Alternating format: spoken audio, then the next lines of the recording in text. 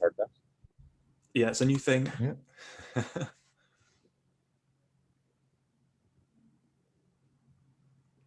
Hello, everyone. Good to see you popping in there. Hi, everyone. As per you. There's Dan Moore in a whiskey warehouse. You must be freezing, good, Dan.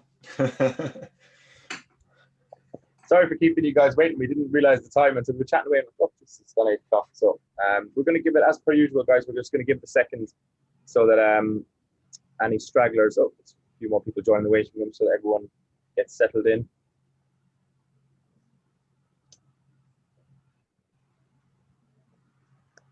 Great win for Ireland tonight, lads. Are you watching it? I'll take that as a no. No.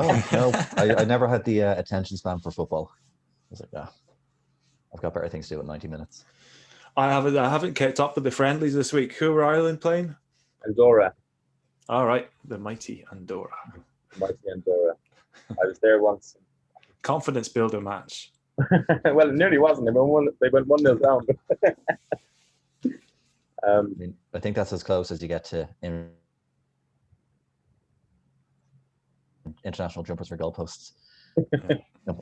Yeah, it's a great place, Andorra. I was there a few years back, and it's entirely duty-free or tax-free country. So, buy pack of cigarettes for 80 cents, and a bottle of vodka for nothing, basically.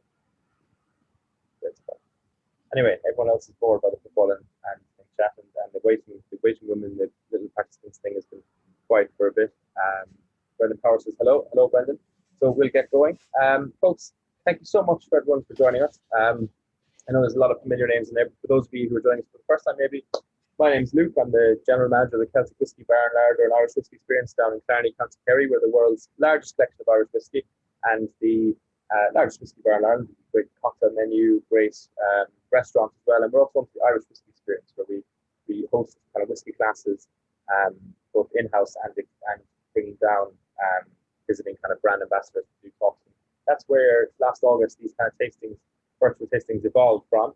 And this is the first one I think we're doing that we're going to be keeping entirely in-house, because I got my 2 colleagues here from the Celtic Whisky Shop in Dawson Street who are going to talk us through some highlights of the Celtic Cask range. Do you want to, Darren, do you want to go first and tell everyone a bit about yourself? And Yeah. Cheers, Luke. So how's it going, everyone? So my name is Darren. I'm the manager of Celtic Whisky Shop on Dawson Street. I suppose if anybody's been in with us, you've probably seen my face a couple of times.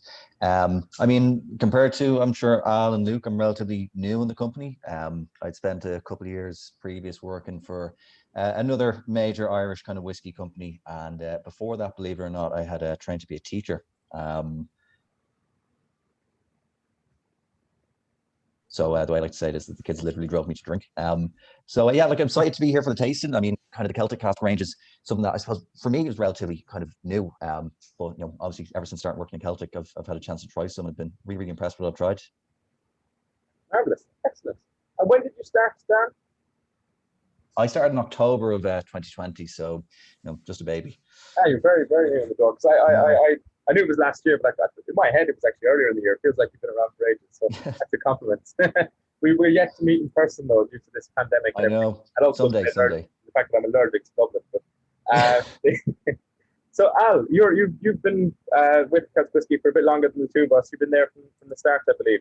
Just a bit longer. Yeah, since when we first started, which was 2003, and before that, I worked with Ali in Oddbins, where I sort of kind of started getting a passion for whiskey. I was mostly into wine then, but it was when I joined Celtic Whisky that kind of really got into whiskey and into the sort of sensory analysis sort of side of things as well.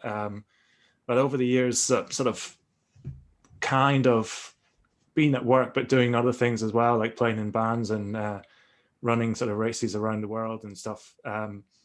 But now that I sort of retired from music, so concentrating a bit on whiskey again.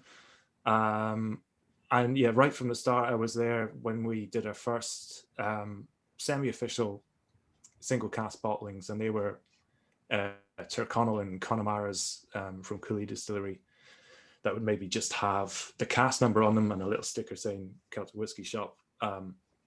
After a few of them, we started doing our own finishing. So I first attempt at finishing was with a wine company from Spain called Anima Negra, and we did a Tyrconnell in one of their red wine casks, and we also did a Connemara, well, a few Connemara's, but the sort of standout Connemara was a Amontillado cask from Emilio Hidalgo. And after that, it was kind of like it made the decision to do our own brand, Celtic Cask. So that's why we're here today. And it was all about choosing the best wines and fortified wines from around the world, and using them to finish off whiskies, and trying to bring something quite unique to the Irish consumer, you know, that wasn't really being done by anyone else at the time. You know, I have to think back. I can't remember when we did our first Celtic Cask. Do you know, Luke? Does it say on the Hain? I think it was 2012. I think it says on the Hain, or was it 2013? All right, yeah.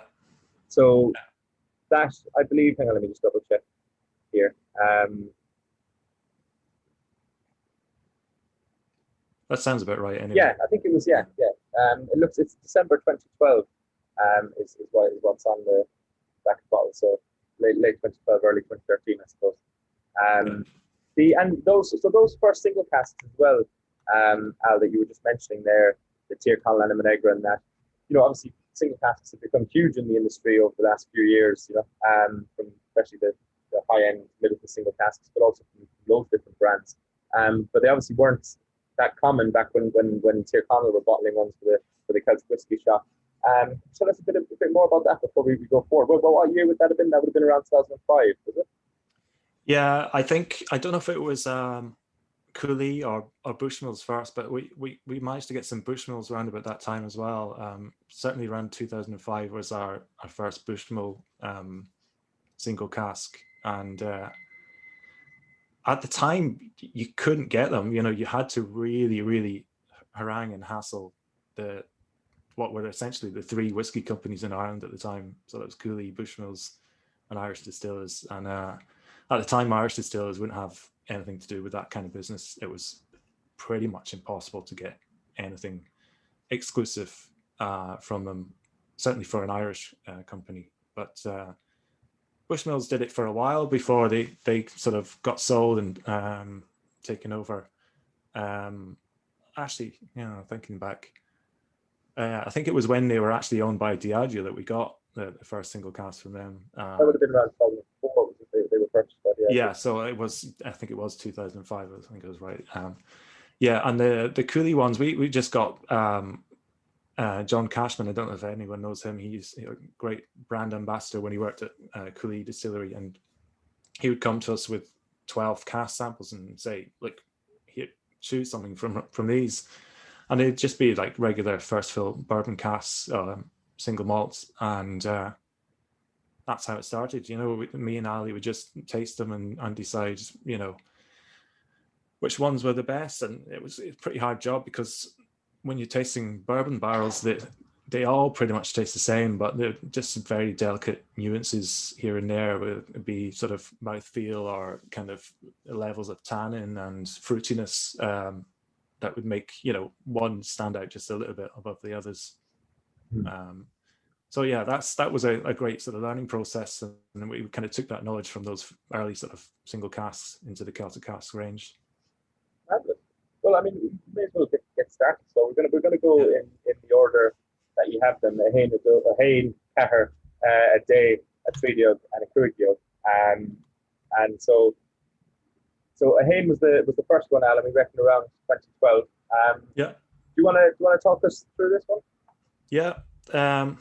So finished in Palo Cortado from Emilio Hidalgo, and we really wanted to do some of the lesser known sherry types when we started the Celtic Cask. So it was kind of good that we started off with this one, which is the Palo Cortado. So in terms of sherry, Palo Cortado is a sort of in-between style. It starts off as like a dry fino with a layer of yeast above the level of liquid in the barrel.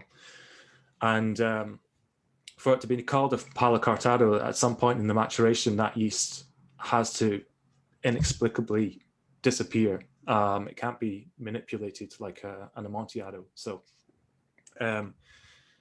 once that yeast layer disappears, it turns into something that's more like an Oloroso, but in general, what you end up with is a midway point, really, between something like a Fino and an Oloroso. So you'll have some of the saline sort of dryness of a Fino and the nutty sort of fruitiness of a Oloroso.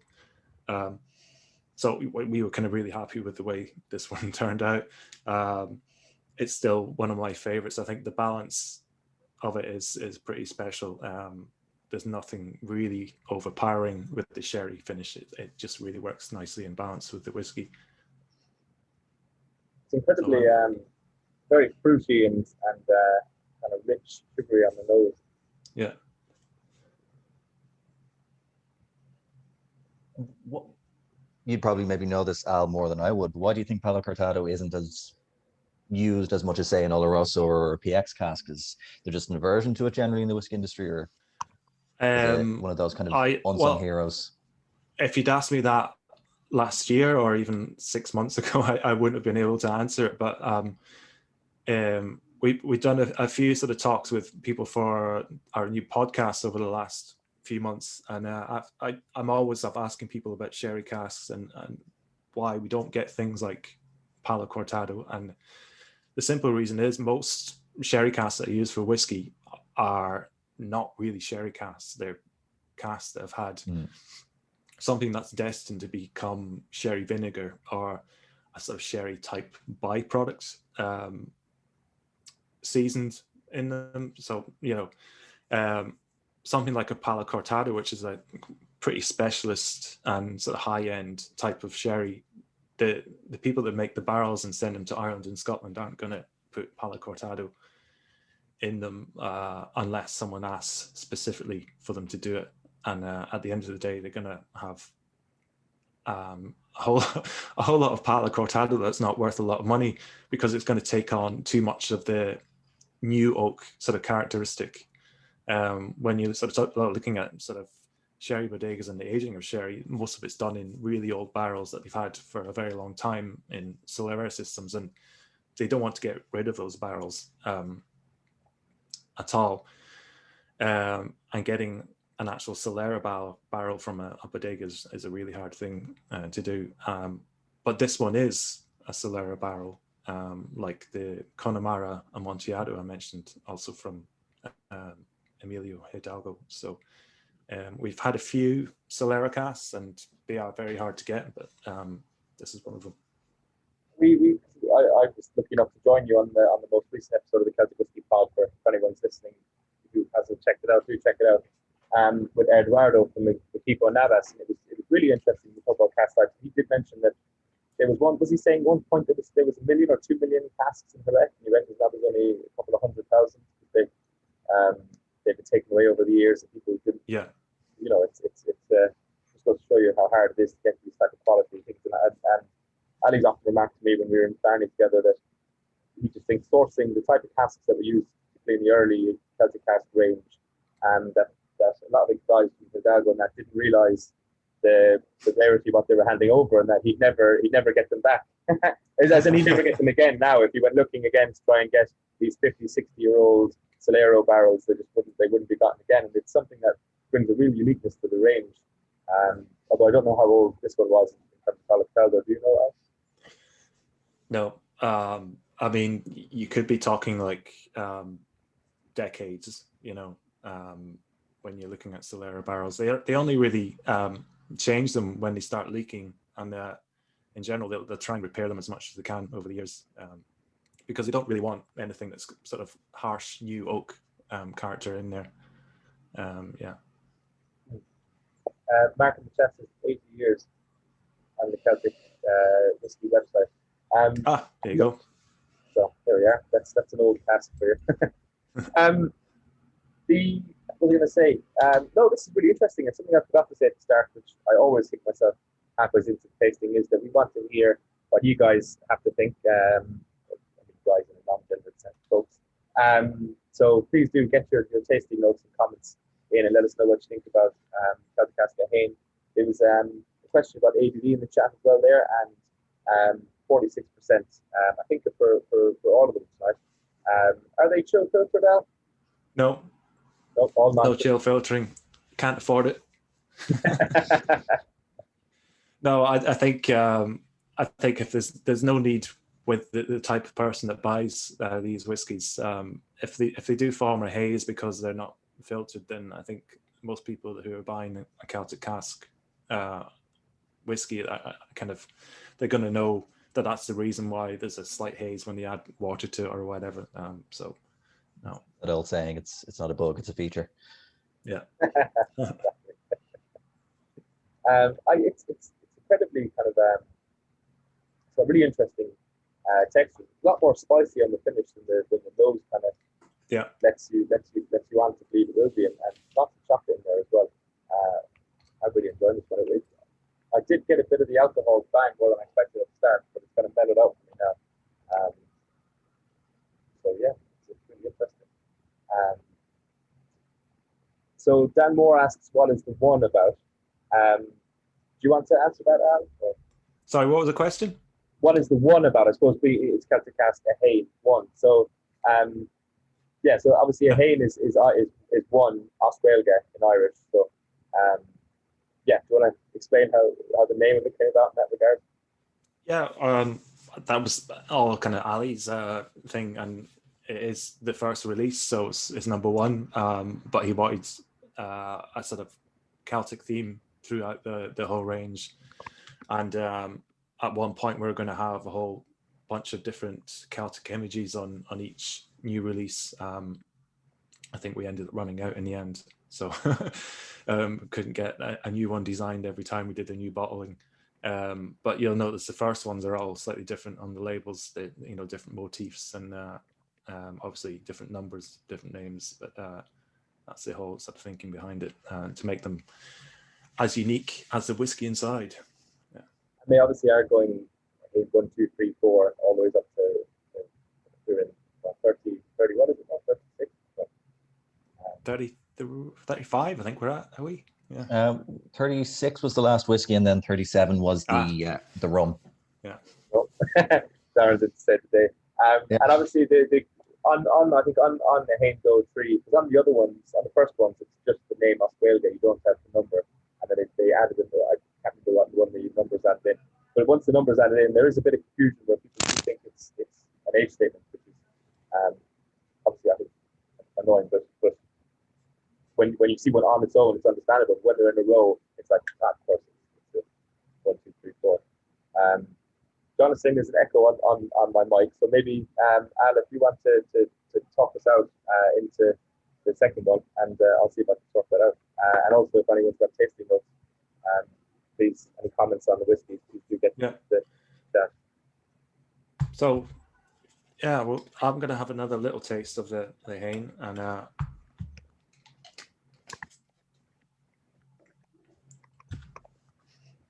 know I'm obviously one of the representatives for the brand this evening, but in a lot of these cases, it's my first time actually trying some of these, but it's almost very kind of grassy on the nose, I find. Like there's this nice kind of herbal kind of, even as far as orchard fruit notes to it. Yeah.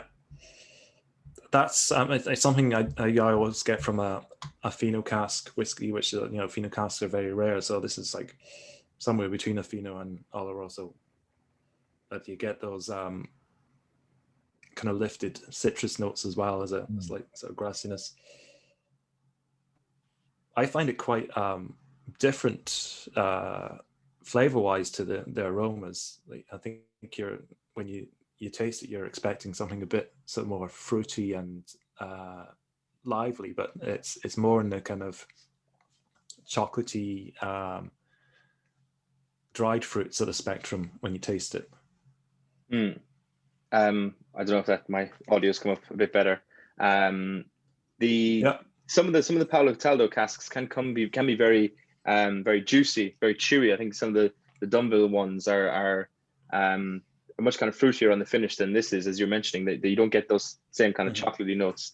So it's really interesting in this one. And as John says in the chat there, the bourbon cask is coming through, which is definitely the case as well. Yeah. Ah. I haven't checked how long we did this one, but obviously, it was, you know, as a finish, we were being a bit cautious in the sort of time we put it in the cask. I'm just checking. Does it say? It says transferred in 2010, I think, and then bottled in December 2012. So you're still a couple of years, if that's the case. That's a decent amount of time then. Yeah. Yeah, it would have been a massive cask though. You know, being a bit of a sherry, but you're kind of getting a less active wood with a big cask than you would with a sort of standard barrel, or even you know, some of the ones we've done recently are quarter casks are that sort of size, which have a massive influence within a short space of time. Mm-hmm. And Mark asks, do you have any recommendation on adding water or any particular amount of water?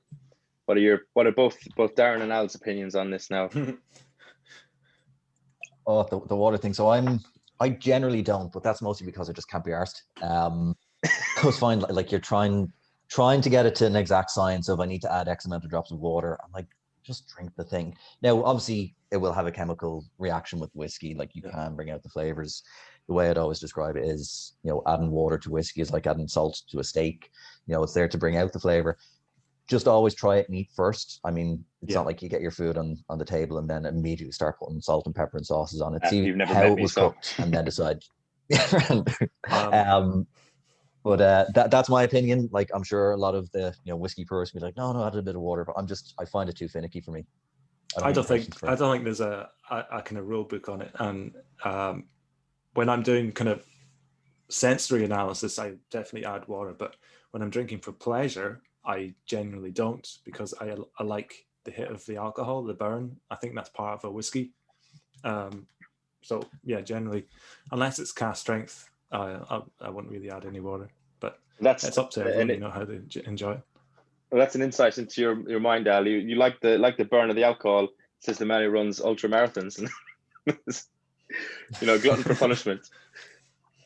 It's not quite the same thing. It's like drinking whiskey is a far more pleasurable experience than running 150 miles or whatever. No, definitely. I can imagine. I can only imagine. Probably only will ever be able to imagine. Will we come on to Ivor Caher? Yep.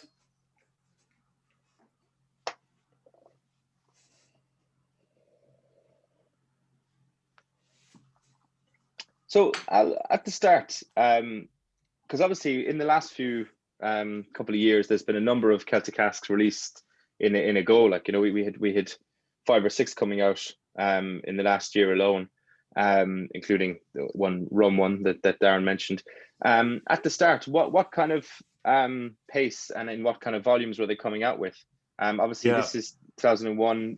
How long was it before we saw? Or this was we just had number 1. How long was it before number 4 came along?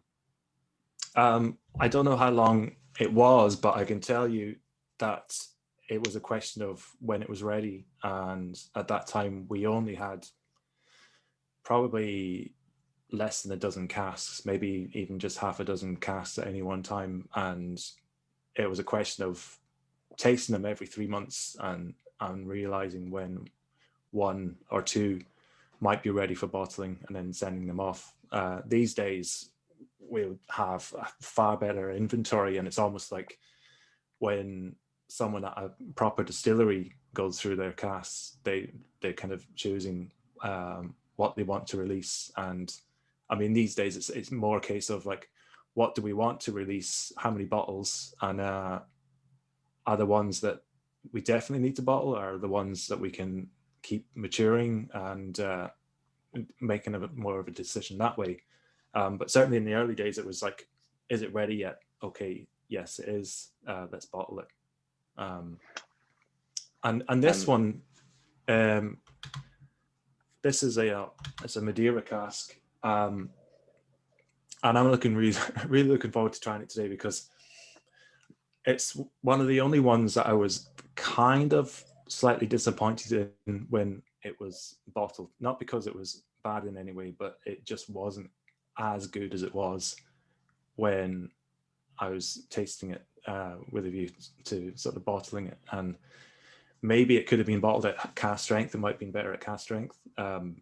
But I'd love to hear your thoughts on it. I think it is still a lovely whiskey, and I'm a big fan of Madeira Cask finishes. But yeah, I'd like to know what everyone thinks. And it was actually only last week we did a Madeira tasting on here. So I know I can see a couple of names at least that are joining us tonight who were on that tasting.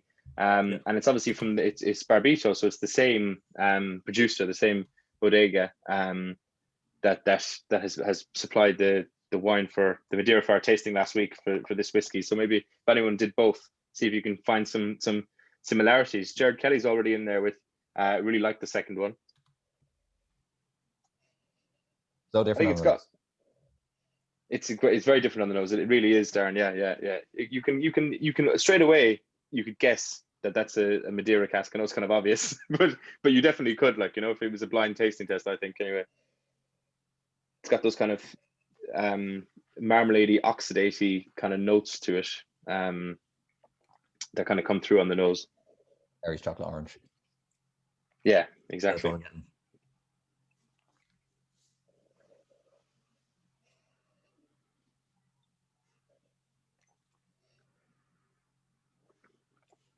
I'm getting a bit more sort of active oak on the palate. That you can get that sort of mouthfeel of a slight bit of oakiness. And I think that's maybe what wasn't there when I tasted it before the bottling. I think maybe at sort of higher strength, it wasn't coming through for whatever reason. But I actually like that. It's it gives it a good bit of substance and a bit more complexity.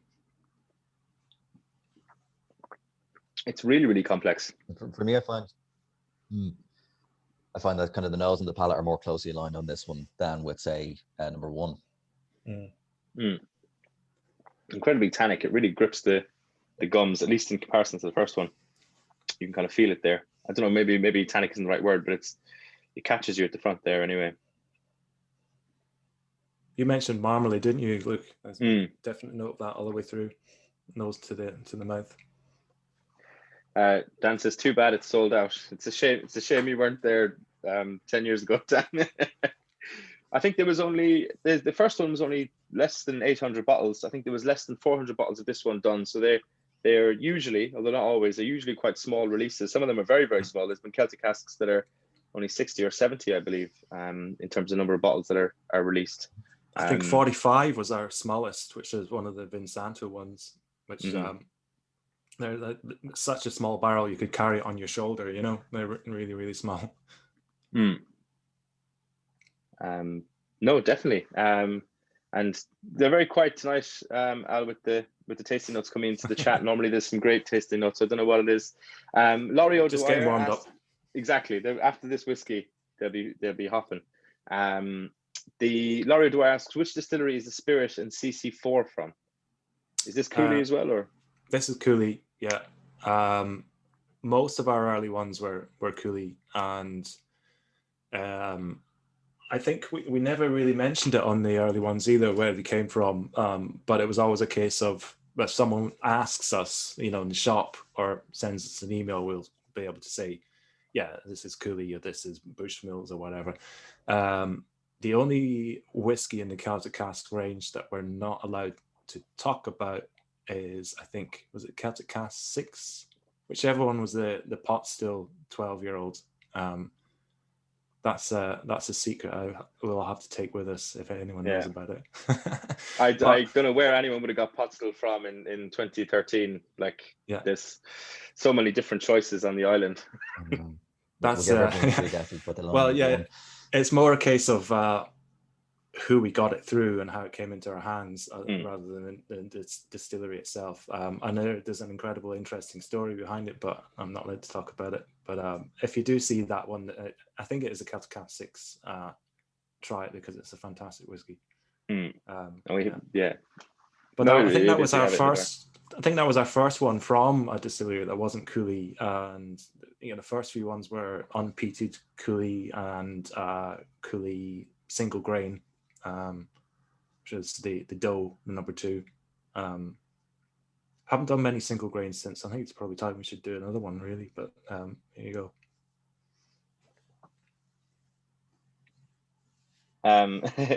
Laurie said, I just saw Laurie's comment there saying, stop the recording for 5 minutes there. we can see where it's from. So there was another question there that I was looking to come back to. Yes, Andy says, where are the casks aged? Well, some of them we're allowed to talk about and say where they're at. Some, I mean, at the moment, some of them are at the distillery we sourced them from. So, you know, wherever that may be, whoever sort of sold us the whiskey in the first place. And that's the majority of them. The rest of them are, well, actually, it's not the majority, it's about half of them. And then the other half would be in a place called Stafford's in Wexford, which are, they started off as just a regular bonded warehouse full of wine and spirits, but they become one of the main stores of casks around the country, and they're building warehouses all the time because they don't have enough space. And I believe they, under their sort of bonded regulations, they've built warehouses specifically for Waterford Distillery as well. So the one down in Waterford is actually owned by Stafford, but built for Waterford themselves. So they were in the right place at the right time to get in on the whiskey maturation trade. No, definitely, and obviously that's an ongoing relationship as well that Celtic have.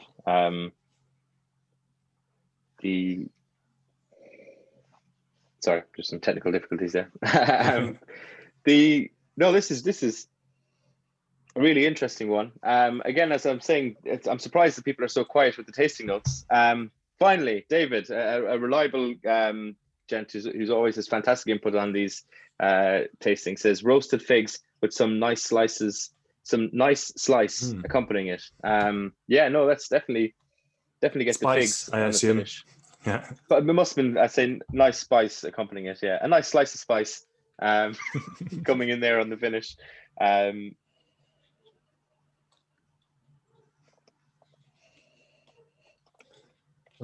We'd mentioned there, obviously, you know, in a lot of cases we don't say the origins of the whiskey, but if we're asked, we will tell. And I think that's kind of quite common across a lot of the brands that are out there. Like, do you think it's the distilleries that have given the liquid that's sourced, or is it the brands themselves that they kind of want to disassociate themselves with who they've got the liquid from?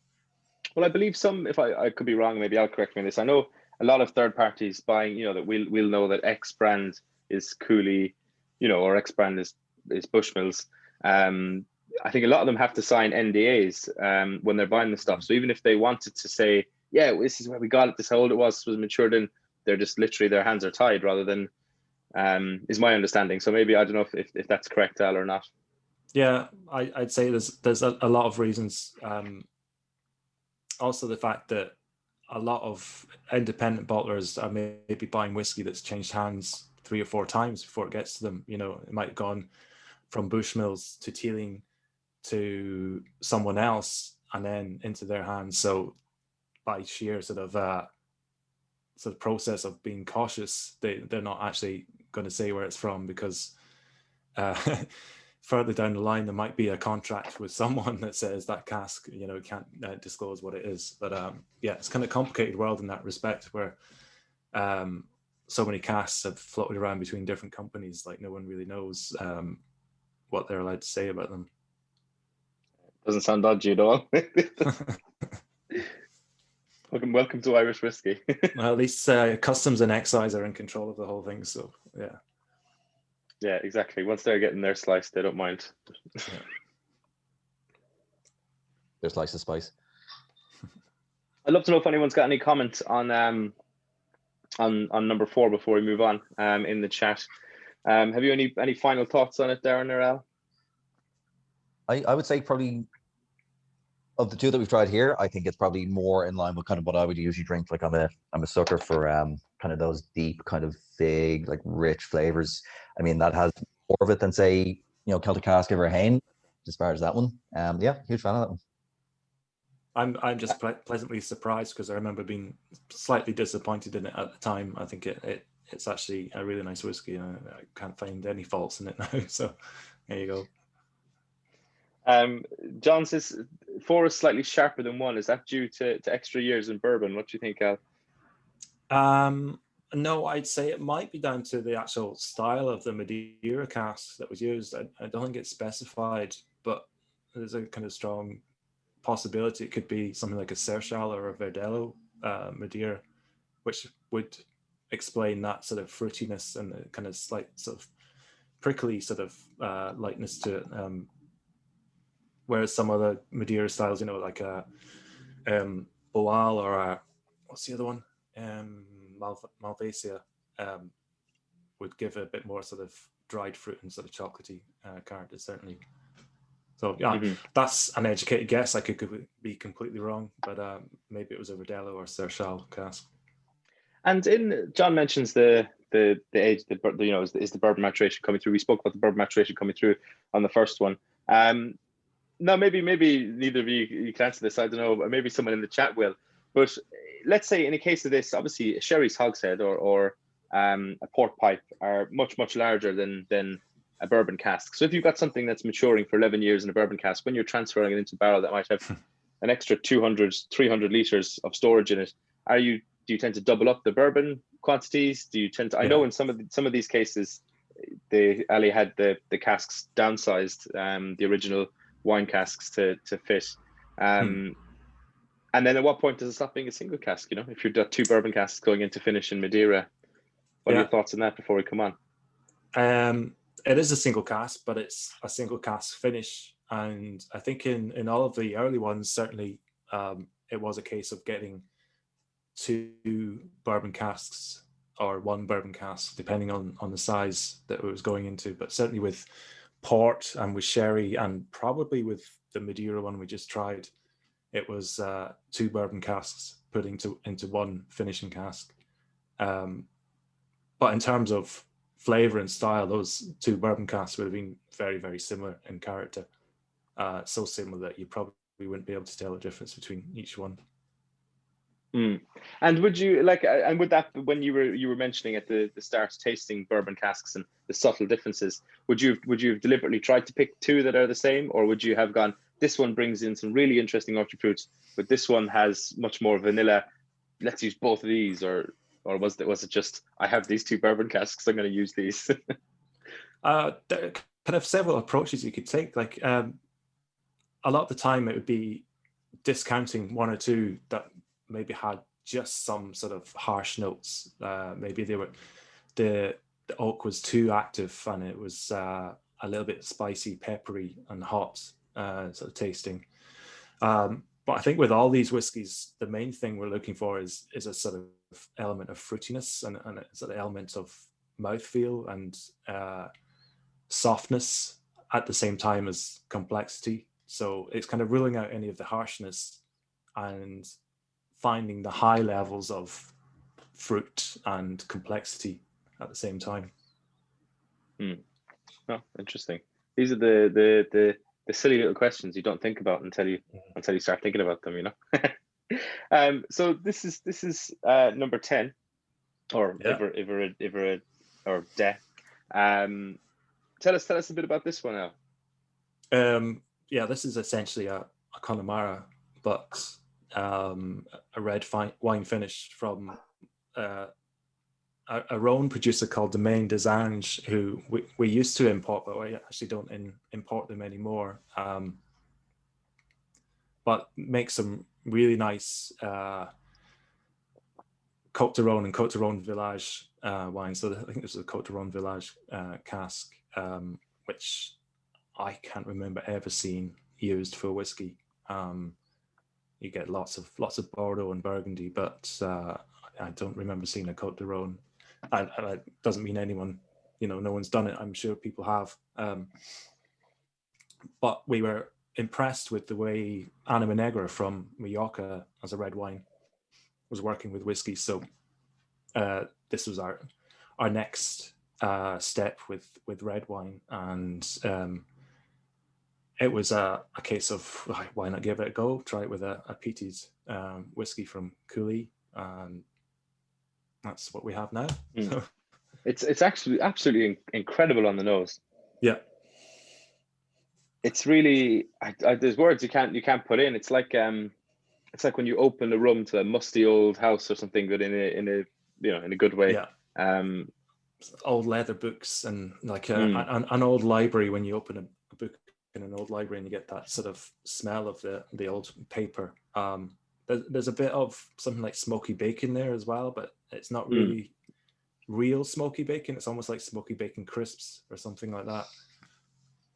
And that's a tasting note you get a lot with the older Connemara's, the early to mid 90s Connemara's. People tend to pick out that smoky bacon a lot. There's a lot of, I think it's a Scottish Malt Whisky Society bottling from that period of, well, it's a more modern bottling, but the juices from that period, and it uses smoky bacon as a tasting note. It's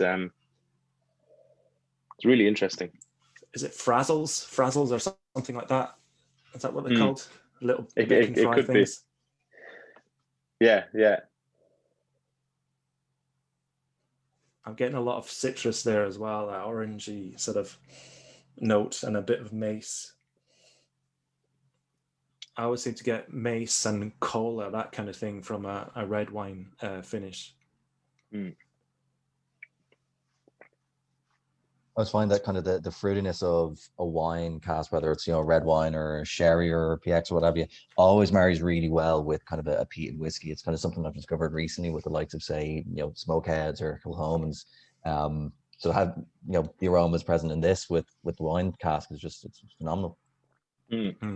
The one thing you have to be careful with wine cask, and specifically sherry with smoky whiskies, is, for whatever reason, if there is any sulfury note, it seems to be accentuated by the smoke. The two things seem to work together against the whiskey. If there's ever sort of a hint of sulfur in a cask and it's in it, it's got peated whiskey in it, then it's a kind of perfect storm, like worst case scenario. But none of that here. Yeah. But it's incredibly chewy. And you mentioned, Darren, about that getting into sherry casks and smokes. But I mean, and you mentioned at the very start, Al, the Amontillado Connemara, and I don't think these taste similar, but that was one of my favorite whiskeys ever. We used to have 2 bottles at the bar, and they didn't survive long. But what was left of one of them was used in the very first virtual tasting we did on here last August, Connemara tasting. There was the last of the Connemara Amontillado. But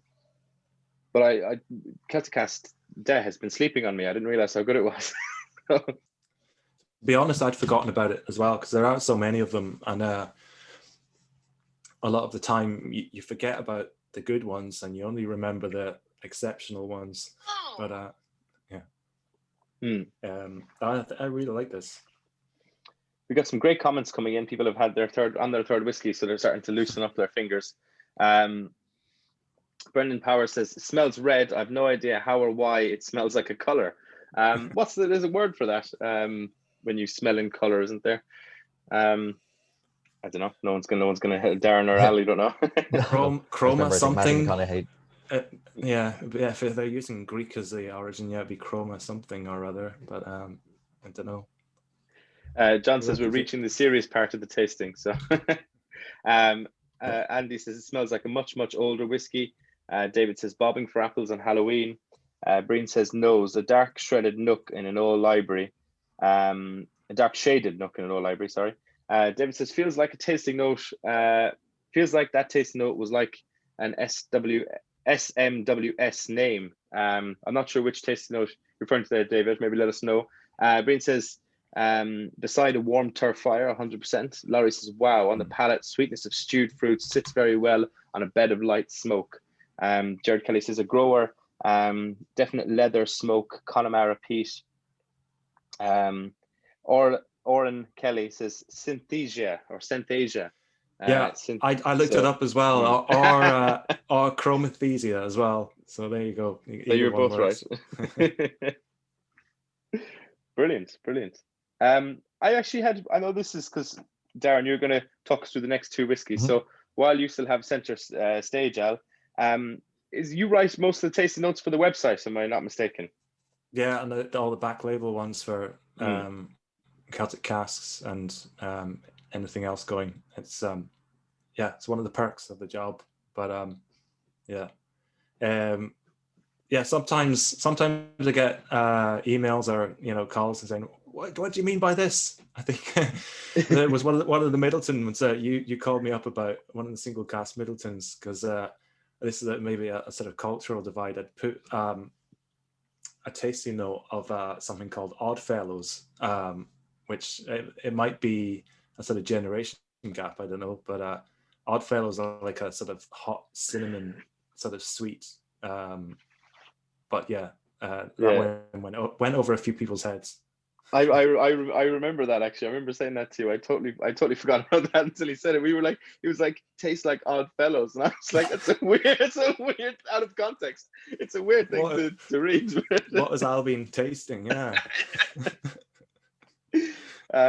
But yeah, no, they're brilliant. If I could actually ask there, Al. So sorry to cut across, but I've always been fascinated by kind of when people come up with tasting notes for whiskies, because on the one hand, you can have very specific reactions to a flavor, but on the other hand, it might not be within everyone's frame of reference. Like, do you find you have to kind of rein it in sometimes for people to be able to tell, well, no, this is a taste that a lot of people are aware of? Because you see some whiskeys and they're meant to taste like mountain mist and raindrops in a pine tree, and it can veer into almost like pretentiousness sometimes. Yeah, you have to be careful about that. Definitely. Yeah. You have to kind of, it can be tricky sometimes because some whiskies are just hard to describe. You can go with all the adjectives and all the fruit flavors and everything, but you're not really describing what the taste sensation is like. You're telling them what flavors are there, but you're not telling them what it feels like and what it sort of does in your mouth.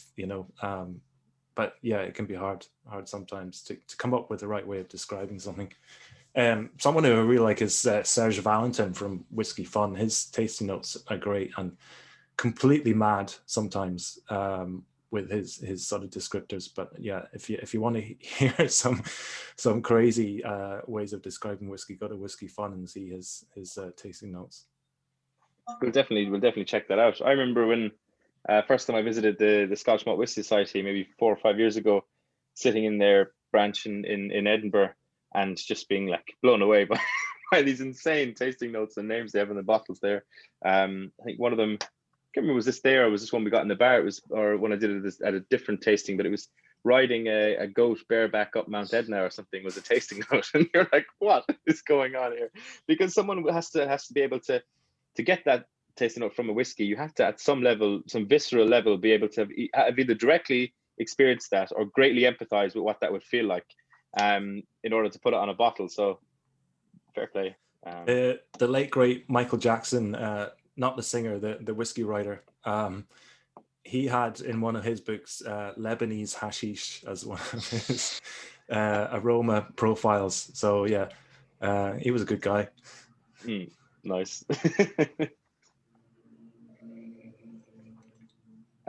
Yeah, well, anything you want to say about this whiskey before we move on? I've absolutely fallen in love with it. There is something to that nose that is unlike any Connemara I can think of, in terms of the way that you actually do really get the red wine kind of flavors on the nose, and then it's kind of that juicy smokiness, the way it kind of forces you to chew how juicy it is, and then every time you do, the smoke kind of recirculates inside. It's really, really interesting. Yeah, I think it's only really on the nose that you get the actual red wine sort of element, but what you get towards the finish is the actual French oak coming through, which is really nice. It gives you that sort of peppery tannic sort of thing in the finish. I'm just glad we didn't overdo it, because red wine is a tricky one, and if you do overdo it, you killed the whiskey really. So I think this one worked. Yeah, just ask UB40. So we'll come on to number 13, Lucky for Some. Darren, do you want to tell us a bit about this whiskey? Yeah. I feel a bit intimidated following Al, because he's such a a wealth of knowledge and everything. I feel like this is just, you know, YouTube just been on, and then Aslan walk out on stage or something. It's like, what's going on here? So Celtic Cask 13, we're going to another kind of wine finish. This time it's an Italian wine. So I suppose one of the great things about Celtic, and we've kind of been talking around it, is not only do we have fantastic relationships with distilleries, we've got fantastic relationships with, you know, a lot of these vineyards and winemakers and sherry houses and, you know, port houses. So to be able to get casks from people is kind of one of the perks of Celtic. It's almost like a very old style way of whiskey production. If you think back to the kind of the early days where distilleries didn't bottle their own whiskey, they sold it on to, you know, the wine merchants and the bonders. So it's kind of nice to keep that tradition alive a little bit. So Celtic Cask 13, what we have is red wine from Altesino, and the specific wine is, I just need to read this because I'll mispronounce it, Brunello di Montalcino. It's currently available in Celtic Whiskey Shop if anyone's ever had it. It's this very kind of perfumed, complex, nice kind of herb, spice forward wine. So if you want to give your whiskey a smell, it's really actually quite mellow, like it's more perfumed, I find, than some of the ones that have come before it. Yeah. Kind of ventures into more kind of tropical notes. I don't know if anybody else is getting that. Yeah, I definitely. I like mango. Toffee, yeah, mango, definitely, yeah.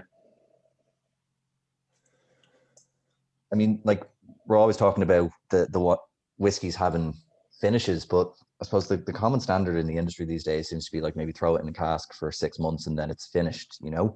Whereas like we're going a bit longer with the Celtic cask, like it's, you know, 2 years, 3 years longer than that. So, you know, from the way I kind of see it is, it's not so much that they're sherry finished or wine finished. It's almost like they're bourbon started and then, you know, kind of a very powerful flavor profile kind of takes over. I don't know if you kind of agree with that, Al or Luke. It's a good way to put it. Yeah, certainly some of the ones we've released have been, you know, a good proportion of time in sort of finishing cask, and yeah, I'd agree with that. Yeah. Is it true? I don't know if it's just an industry standard, or if it's actually a law or rule in terms of labeling. But if it's longer than 2 years, it's no longer a finish. Is that true, or is that just an urban legend? I haven't heard of it, but yeah, I don't know. John says no standards. So I didn't know how he knew that, but he's obviously found my Instagram. Laurie says urban legend. So yeah, definitely an urban legend there. There you go. That's dispelled. That's another myth busted. I find it's very floral on the nose as well. You said perfumed, yeah, I definitely get that. It's sweet, but it's not you know, sugary or kind of sickly. It's that kind of natural sugar, natural sweetness. You know, because you can often get like where you have, say, butterscotch or toffee, like these very kind of rich, dense kind of flavors, but this is really light.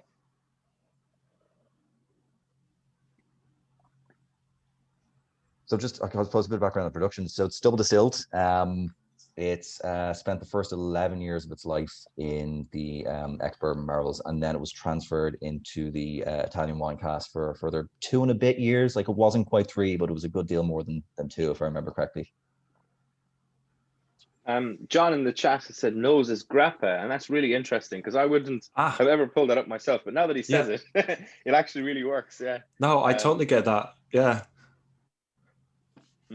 Definitely. Thomas says tropical fruit bowl. So Brendan says, is this from Cooley? Yeah, it is. Yeah, that tropical note, definitely. Something like star fruit, you know, at the actual fruit, not the sweets. It's a bit sharp for me on the finish. I don't know how to describe it, but it's like, I don't know, maybe it's a bit bitterness or something, but it's something that I haven't found in the first 3, but that kind of spoils the finish for me. But along the lines of, say, like orange zest or almost like orange pith, like the white part. Yeah, I could definitely see pith there. Yeah, and pith is obviously, that's the more bitter part of the orange as well. You know, yeah, so that makes perfect sense. Yeah. I suppose, like, circling back to what Al was saying earlier on about coming up with tasting notes, as people have probably seen, like, in some ways with the whiskies we've already done, there are commonalities in tasting notes. Like orange has come up a couple of times, marmalade has come up, but like, again, on the palate and the way it actually kind of hits the tongue, like, you're seeing that they're very, very different. And, you know, I suppose that does lead to, you know, you can't just judge a whiskey based on what you read on the back of the bottle. You need to kind of crack it open and try it to be able to get a true appraisal of it. Yeah, I 100% agree. I often find when you're doing these tastings, you kind of, you know, especially, not to make this, you know, self-centered or something, but, you know, when you're trying to watch comments and listen to the brand ambassador and drink the whiskey, you can kind of, you're just completely, your brain sort of resorts into like familiarity mode, where you're like, I know this whiskey, I know this tasting note, rather than actually sitting down and exploring it, you know. So it's definitely true. That's why I always save a small bit in the glass as well for afterwards. Like sometimes go back down, I'm like, well, I really liked 3 and 4. I'm going to sit down now and drink them after the tasting. John says, I've been doing that. I've had some these samples going since literally November. Brilliant. There's some great comments coming in. Laurie says, this one isn't a great comment, but you know, we're here for the crunchy and the smooth. Laurie says, bitter burned rubber at the center of the palate. And Mark says least favorite so far. And Jared says, I agree with Mark. Now, I agree with Mark, not in the sense that I think it's at all a bad whiskey, but I do personally just prefer the first 3 we've had. I don't know what you guys think. I agree with Declan's actually comment there that it tastes a bit like Greenor 15-year-old. There's a wispy sort of delicate sort of touch to it on the kind of mid palate and towards the finish, where, you know, it starts off brightly and then kind of dies away like a grain whiskey might do. Surprisingly light, but then there are those very slight sort of bitter and tannic notes that aren't necessarily bad, but it's maybe not as nicely balanced as the previous whiskies in mouthfeel, certainly. And that ties in with what Andy's saying there as well. Saying the bitterness peaks and fades quickly for me. It doesn't take away from it. So he means obviously a bit different, but it does seem to kind of come and go quickly, all the elements inside it. Mark says the peat malt surprised me. Maybe this is hard to judge after peated whiskey, and that's a fair comment as well. Need to cleanse the palate a bit. There's also a question about how old it is. I think is it 14 years old, if I'm right, Darren? Is it around that? Just shy. So 11 years initial maturation, and then just under 3 years for the wine finish. And Brendan says drop of water, and I'm getting a bit of cinnamon. So I'm actually going to try that myself. Oh, that sounded like more than a drop there, Luke. Yeah, well, it actually was. I was thinking, fuck, I fucked that up, but I'm not gonna. I won't say anything. No one knows. Yeah. Oh no, we're not letting you away with that. You need one of these. One of them. Oh, little turkey baster. Except don't drop the water on your laptop though. The nose actually completely changes after a drop of water. It's much more fruity, much more kind of juicy on the nose. That mango that I think was you mentioned, even after my trade against water earlier on.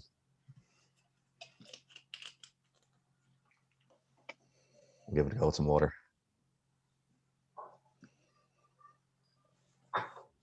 I'm trying to think. Greenor 15 as well. Go back to Declan's comments. I mean, the Greenor range is fantastic. We have them all in the bar, and I'm lucky enough to have tried most of them, if not all of them. And I can't remember what the Greenor tastes. The 15 tastes like though, you know. But yeah, it's as you mentioned, Al, that kind of single grain has that element to kind of bring a lot of exciting moments and then just disappear, like, you know. Single grain works really well with red wine for some reason. I don't know why, but you know, especially Irish single grain seems to have a really nice affinity with red wine casks. So, yeah. I suppose like grain has been seen as almost like kind of the blank canvas, not to disparage the base spirit itself, but it's going to be so good at picking up whatever flavors that the cask has. So that was 13. I mean, I suppose I'm going to rescind my earlier comment about the water and say, actually, I did prefer this one with water, but I'm going to blame peer pressure on that. I'll tell you what, I went back and tried it because I tried it with water to begin with, and tried it without water, and I think it's maybe a little bit better without water for me, but yeah, I don't know. That kind of orange pith flavor, I find, kind of gets reduced a little bit when you've added the water. It's almost got a bit of and I mean this in a really, really positive way. I feel if you have to preface it with that. It's not gonna... Well, no, because this divides opinion. I'm gonna say it's a bit of a Campari element to it. When you add the drop of water. You know, and Grappa was mentioned on the nose. You got Grappa on the nose and Campari on the finish. The Tuscan wine cask. I think we've completed the Italian bingo. But I kind of like that. Once the water is added, that kind of bitterness kind of transformed a bit for me. So yeah. I like Campari. I would drink Campari any day of the week. I've got a really rude joke about Campari. I'm not going to share on here. Maybe at the very end, I'll stop the recording and I'll share it. Only when you're 5 drinks deep. Exactly. The 5th whiskey is the one that'll make it happen. Yeah. So we'll come on to the number 15. To number 15, yeah. This is kind of the one I've been most excited about, because like when you look at all the elements of it just on paper, you're like, what's this going to be? This is going to be something else. So I suppose number 15, what we can tell you about it, it is double distilled. It's single malt as well. I mean, if you have a look on the website, we'll say on the island of Ireland. I don't know, Al, can we disclose on this one? Yeah, that's usually code. If it says island of Ireland, then it's not Ireland the country, so therefore it's Ulster, or rather Northern Ireland. So that kind of narrows it down to Bushmills. But anyone who knows these whiskies from the early 90s from Bushmills, as soon as you know this, you know where it's from. I was just going to say, it's got all those elements, those kind of tropical fruit, peary notes, those kind of things that are coming through that are like, that's Bushmills malts. It's got an incredible nose, actually. It is, and it's a different style of Bushmills malt than I suppose they'd be traditionally known for, because it's almost like a special order that they did that never got taken on. So the story behind the malt on this one was that I believe it was commissioned by Suntory, and it was double distilled. It was for a project that they were going for, and then whatever reason they never took it, and it just left this really unique Bushmills malt that was on the market, and we were lucky enough to be able to get it. I know, Al, like you've spoken about this before with some of the other Celtic casks, but that's kind of the main crux of the story. So basically with this, it's 22 years old initially, after its initial maturation, and then it gets transferred into a port pipe from Quinta de Noval, and we've also had a virtual tasting with them fairly recently, which I was on, and it was just fascinating. I don't know if anybody's had them, but if you haven't, I'd highly recommend them. Their 20-year-old was absolutely delicious. I mean, Noval are the oldest port producers, I believe, in the world. They are using kind of French oak port pipes, roughly about 550 liters. And what we did was, I wasn't here. It was early, even though I don't think it was old enough to drink when this whiskey was, even recast. It was recast into the port pipe for an additional. It was it 3 years for this, Al? Or? I don't think we actually stated anywhere. I'm trying to look, but over 2 years. So we'll stick with 2 at minimum. Yeah. But port pipes are pretty big. They'd be about 500 liters, something like that. So again, that quite slow to take on that sort of cask influence. I find it's one of the more powerful flavors that you can use for finishing a whiskey. Like it's heavy, it's dense, it's one thing I suppose that's becoming a bit more in vogue now. Like I know this obviously released several years ago, but port pipes and port casks have become much more common across the industry, whether it's people doing finishes or all ports. Yeah, I think you'll continue to see them increasing in popularity. I spoke recently to Stuart Buchanan from Glendronach and Benriach, Glenglassaugh distilleries, and talking about Glendronach whiskey, and he said that pretty much the only one cask they're using other than Oloroso and PX in the future is port, because it's the only one they like to use there for that specific spirit. And I think it offers a lot of opportunities to distillers in terms of maturation, especially when you're getting into really old port casks that might have held, you know, you mentioned the 20-year-old tawny from Noval, something like that. When you're looking at those wines, they work really well with whiskey. Ruby port less so, but you know, it does work as well. I mean, this has the more kind of traditional, almost like fruitcake kind of nose to it. You know, you've got your heavy dried fruits. Sorry, Luke, I think I cut across you there. No, you didn't really cut across me. I only made a sound. But I was going to say this smoke is mentioned in the chat, and I think you definitely get that there. But it's like we were on Saturday night. We had a bit of a shindig outside, and you're burning those kind of fire pits to kind of keep your. And it's that kind of fire pit, but the next day kind of smoke to it, rather than where it's just kind of subtly hanging around. It's not really present, but it's there, like, you know. It's not necessarily earthy. Exactly. Yeah, it's not like the iodine elements that you might have got on the earlier one. It's actually an incredible whiskey. I'm trying to place it because we tried Bushmills from this period. I think it was closer to 30, and I kind of think was it one of the Teeling whiskies, or was it in W.D. O'Connell tasting we did? But it was on a tasting we did this side of Christmas on here, and it must have been obviously spirit from a similar time, and it was incredibly similar, unless it was wouldn't have been one of the other Celtic Cask. Was there a more recent Celtic Cask bottling that would have been from the same 30 source? Would have been nearly just shy of 30-year-old double distilled Bushmills. It might have been that one. Yeah, I'm thinking I couldn't place it, but it reminds me so much of whiskey we tried on one of these tastings. But yeah, it's amazing. Mark in the chat says amazing complexity and balance.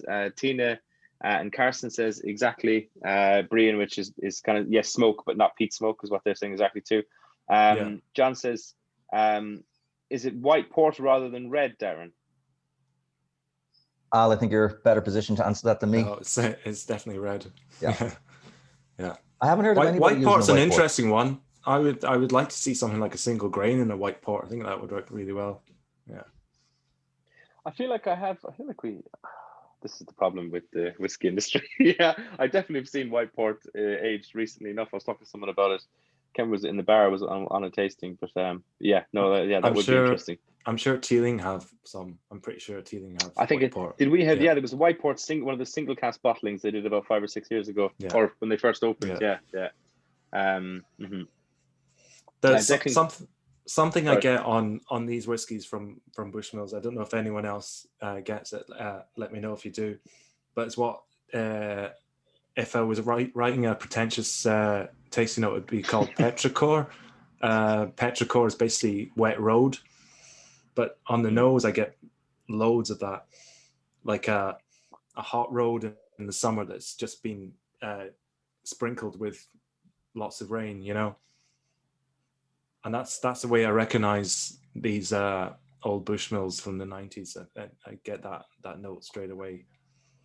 Yeah, no, I can definitely, I can really see that. There's it's like when you're in a really humid climate and it suddenly the heavens open up for an hour or half an hour, and then you're back. You walk back through the streets of the town, and that kind of it's almost like the water. It's almost like when you add a drop of water to a cask whiskey. Someone's done that to the town, and all these kind of flavors that are suppressed by the humidity just rise up for a second.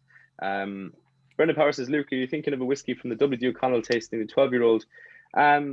I know that there was Bushmills on that tasting, and he was really proud of that. Dahi, when we had it on, it could have been that, but I'll have to try it again because I feel like it was older than 12 in the back of my mind.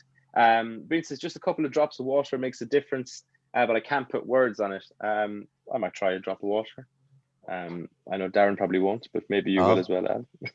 I have to do it now. I tried it first with water, so I'm going to go and try it without water now. I think it might actually be really good without water, but I'll wait and see. I'll finish off this drop first. Look, you were talking about smokiness, and I heard something new this week that I'd never considered of as a way of describing smokiness in whiskey, and that's how far you are away from the smoke source. So is it burning peat fire in your living room? Is it a bonfire 500 meters away on the beach, or is it someone burning leaves in their back garden and your neighbor? Which I thought was a really interesting way to describe this. And I'd say with this one, it is like someone burning leaves sort of down the street, but fairly in the distance, you know, that you're getting the lights of the waves of it coming through. But it's just there in the background. That is actually a great way to describe it. It makes sense, because I often talk about, I've said it at least a couple of times in these tastings, that, you know, obviously a lot of all of our flavors and senses, particularly in whiskey, can be quite you know, emotive, you know, in terms of where we pull these tasting notes from. And peat smoke has always reminded me of, like, growing up in rural Kerry, visiting my grandparents' house, where there was a stove that heated the house. Literally, you know, the stove wasn't on, the radiators weren't on, it was going 24/7 with peat. So my grandparents were just like soaked in peat. You know, when they left the house, you hugged them and they smelt of it. Like, you know, the jackets hung up in the hallway smelt of peat smoke. That was just the smell of my childhood. And I still, no matter how many times I visit a peat whiskey, I get that. But with a whiskey, you're just talking about distance. When we always found, whenever I'd visit, you know, go on holidays or something for the summer, or you'd maybe, you know, go. I've got family in the UK. We used to visit at Christmas when I was a kid, and go over and visit them, and come back over Christmas. And we were driving in from Cork Airport in over the mountains into Kerry, and you just get hit with that peat smoke as you enter towns, as through the car window, and it's that smell of peat that's always there. But when you live amongst it, you totally forget it's there until you've been away from it and desensitized for a couple of days, and then you're driving in and you just get hit with a wave of it in the air, and you're like, oh, I'm coming home. And that distance, you know, because obviously that's just the peat smoke flavors that's hanging around from a town, from one or two houses in the town that are burning a peat fire. And I totally get that, in terms of, as you're saying, in terms of distance. You're passing a distant peat fire, rather than, you know, maybe an hour bag or something, which is when you're in the room with it, leaning over it. But there's a fire in your mouth. Like someone's lit up a cigar that's made of peat rather than tobacco. Yeah, exactly. Bryn says, like a fish seeing water for the first time. So I don't know about for the first time, but yeah, no, I kind of get what you mean, I suppose. John says, great legs in the glass on this one. Yeah, definitely. David says, was the 4 tonight for me until this 15. I definitely agree with you on the similarity to the Celtic Cask 30, Luke. Yeah. So it must have been 30, I'd say, on that chat. Although, yeah, I think W. O'Connell was, because Dahi was talking about the Bushmills a lot. Yeah, any more thoughts on this, guys? I'd say it's probably my favorite of the. I only really just noticed the color, but if you hold it up to the light, it's got a really nice reddish, slightly reddish tinge to the color, but it looks good. Yeah. What do we think of better with or without the water? I think it's better without the consensus. Yeah. Yeah, I fucked it up and added too much water, so I feel like I just ruined my favorite of the 5 whiskeys. I do find that in those whiskeys that there's something that I can't describe in those early 90s Bushmills. I don't know what it is.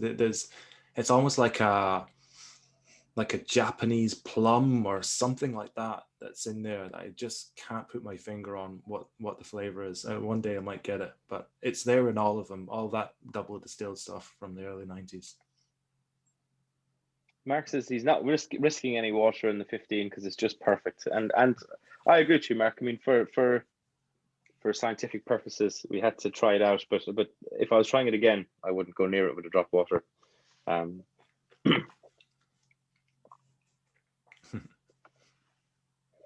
So before we finish, I'd like to know if the two of you guys and everyone in the chat what the favorite is and in what order. For me, probably it's I don't know. I'll hear what do you reckon first? I would say probably 15 for me would be kind of the top, followed I would say by number 4. 13 I'd say probably down towards the bottom, and then number 1 and number 10 would be almost kind of like joint for me. And Al? I find it really hard because, like, obviously, I mean, for pretty much everyone, the 15 is going to be their favorite. amongst the others, like, yeah, I'm finding it really hard. I'm looking at the sample bottles over there, but I really like the 10. Yeah, the 10 was a surprise for me because I'd forgotten about it. And yeah, maybe after the 15, the 10, and then the Hain and the 4, and then yeah, I think the 13 was not as good as the others. Yeah, I'd probably be 15, 10, 1, 4, and 13. Then I'd say I really liked 1. I think there was a kind of kind of retro classiness to it, like, you know. So Mark, who's first in with his answer, he goes 15, 4, 1, 10, 13. Tina and Carson like 15. Laurie says 15, then 10. Jason says 15, 4, 10, 1, and 13. John says 15, 10, 4, 1, 13. Mark says 15, then 10. 13 is the only one I liked. Oh, interesting. The Turbo Connemara tops it for me. Declan says 15, 13, 4, 10, 1. Andy 15, 10, 1.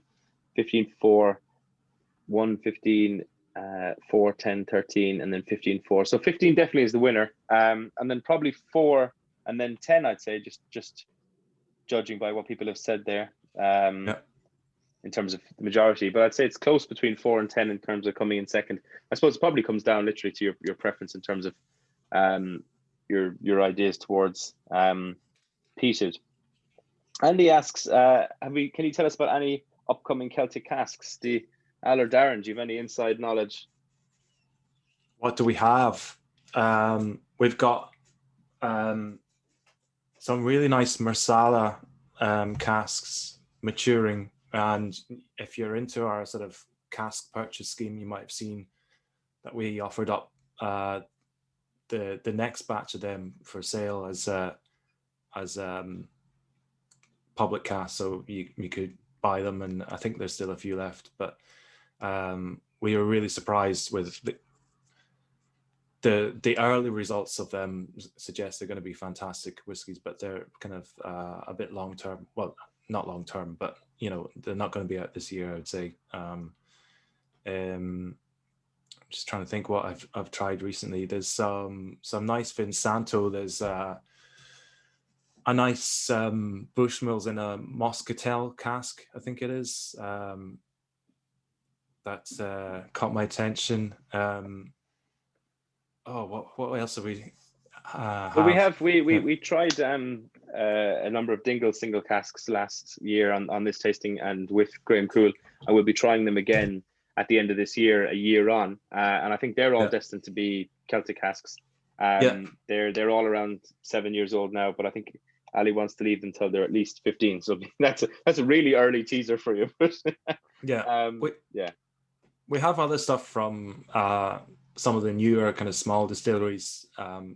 Some of which will take a long time to get ready, and others might be sooner. But we're finding that a lot of the stuff from Great Northern Distillery is really kind of hitting a sweet spot at a young age. So, you know, I think we released our first one at 3 or 4 years old, and the ones that are now 5 or 6 years old are fantastic. So you'll probably see a lot of independent bottlers bringing out Great Northern stuff because it seems to be hitting a really nice sweet spot at a young age, which is great for them because it's you know, good to have whiskey out there quickly that also tastes good. You know, it actually tastes mature at that age, which is really nice. You know, you'll find some of the whiskeys coming out at the moment are nice, but they're kind of works in progress. You know, they very much taste like something that will eventually be nice, but you know, it's good to taste them from these new distilleries at a young age. But I think a lot of them are certainly works in progress. Yeah, well, I think the whole whiskey industry would breathe a sigh of relief at you saying that G&D tastes good young. You know, there's a lot of young distilleries and young brands that are sourcing Great Northern stock, and some of it's brilliant. I mean, Celtic Cask 25 is great. That was young Great Northern. Some of the Teeling stuff has dipped into that supply. I know the WD O'Connell's that we tried on here, and they really are really good. I know that the Liberty or the Wayward Spirits Liberator, sorry, Yeah. distillery down here in Clarny, using port cask finished. I think they're marriages of Great Northern with some older Cooley stock. So I think it's maybe like 13 to 16-year-old Cooley married in with some younger Great Northern, and some of them come across really, really well. The dark silky as well. I think that's got elements of Great Northern mixed in there that work really well. Yeah. Mm-hmm. I think the trick is with their stuff is to do something with it to add an extra dimension through sort of finishing, to make it, give it your stamp of your own identity if you're an independent bottler. Mm-hmm. Yeah, Laurie says Hinch and Liberator. So yeah, Hinch is. I forgot about Hinch, but yeah, Liberator was the one I was saying about. And Two Stacks says Tina. Two Stacks is doing some great stuff as a brand. I haven't drank enough of it actually to form an opinion on it, but just from people I respect in the industry and from stuff I've seen online, they seem to be doing a lot. Thomas says, Annie, what about rum casks or stout casks? Did we do anything with that? We I believe there is a stout something going on, if I'm not mistaken, El, or am I wrong? Do you know? Yes, I think there is, and I think there's a rum as well. We did our own independently bottled rum as part of the Celtic Cask range, which was it 33? I think it was 37 or was 37, it? 37, okay. I think that cask has whiskey in it now, as far as I know. That's your dog, Darren, is it? It's all right, Darren. Yeah, I don't know about the stout cask. I don't actually get to see what exactly we have maturing because it's mad. There are so many casks scattered around the island of Ireland. Well, I don't know if the stout cask was filled in the end, but there was talks because we've had some fantastic barrel aged beers exclusive to the bar that were done by Shane Kelly and Doc Brews, who's a absolutely brilliant what he does and a brilliant person as well in terms of his character and demeanor. And he was filling beer into barrels that were Celtic casks and were Celtic cask adjacent releases that were turning into exclusive beers for the Celtic Whiskey Bar and Larder in Clarny. And maybe some of you on here might have tried them at some point. I'm sure we'll have more down the line. So I know there was talks of something translating into a cask, but I don't know if that ever materialized in the end. I figured you'd know more than me, Al, but maybe not. I'm sure there is. Yeah, if there were opportunities there, if the cask was there and the whiskey was there, then we would fill it when we give it a try. Yeah. Declan says, I had the Celtic Cask 21 Fehe Ahane last week. A lovely dark drop. What do you think of it, or can it still be got? I have to remind myself what the Celtic Cask 21 is. I've definitely had it because 21 is around the period that they were coming out with when I first started with the company. So I've definitely tried all the ones that have come out since. I've worked for. Oh, that was the small resized PX cask one. That was actually a cracking whiskey. Yeah, that was one of the ones, the peak kind of resized, small 53-liter cask, giving you like really intense flavors. No, that was a great one. If anyone sees those whiskies, the casks we use for them are of a similar quality to the Hain and that Connemara Amontillado that we mentioned.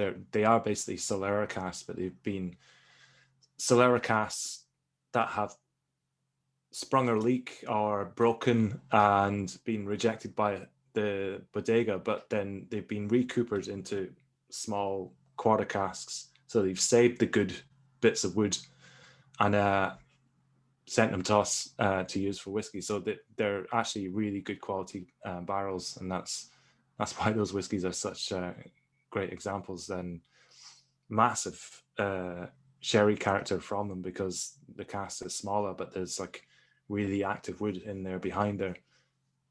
It's had sherry sitting in it for decades, Yeah, no, they are fantastic. They really are, and as Laurie says, that one's still available on Celtic Whiskey Shop for €250. So there's a few of them that are still available.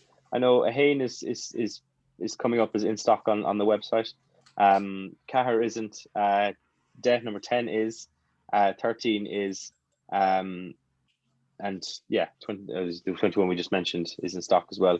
And so we did a sort of inventory sort of stock take, and I think there was some stuff in the bar and some stuff hidden away in the shop that was discovered recently. So that's why there can maybe like a handful or even less, like 1 or 2 bottles that are for sale on the website that were discovered here, there, and everywhere. But we definitely had 2 collections at one point in the bar, in terms of one in store and one that was on the shelves. And there's still a full batch on the 12. I think I might be missing 25. But there's still the vast majority of them there sitting in the shelves in the bar. But after COVID hit, a lot of that back stock went up to the shop. So that could well have been where some of them came from. All right. Yeah, I know a good shot of them did. So if they're on the site, there's probably only 1, if not 2, listed on there, I'd say. If it's coming for sale, then probably isn't much. But yeah, if it's not sold, it might even make its way back down to us. We'll see. But hopefully they'll be sold. Brilliant. Well, is there anything we want to cover before we call it a night? Jason, will there be more Celtic Cask tastings? Asks Breen. I imagine so, Breen. Yeah, I mean, we this is our second one. So we've done one before. That was with yourself, Alan. Was it just you and me, or was there someone? I'm really sorry if I'm offended. Whoever else joined us for that. That was me and you. Yeah, it's just us two. Yeah. And then so I'm sure there will be another one. I have no doubt. But as of now, there's none penned in the calendar. John says, great tasting, guys. Many thanks. Mark says, please do it again. Best one I've done. David says, great night. Thanks again. So yeah, some great comments coming in. So thank you. I'm going to pause the recording now and thank you everyone for coming in. And before you all log off, I will tell that joke.